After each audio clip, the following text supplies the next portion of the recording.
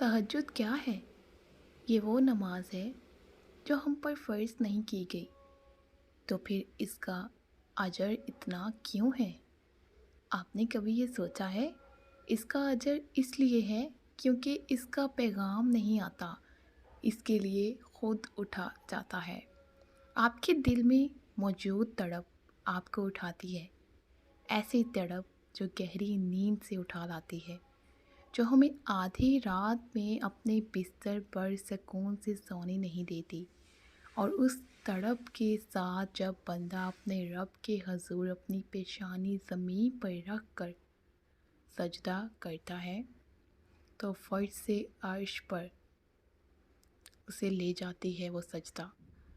اس خدائے بزرگ و برتر رحمت اپنے بندے کو اپنے سائے میں لے لیتی ہے۔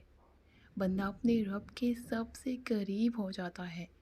اس وقت بندے کا بہایا ہوا ہر آنسو آنکھ سے بہتا ہے اور سکون دل میں اتار دیا جاتا ہے۔ ہر تکلیف ہوا میں کھو سی جاتی ہے۔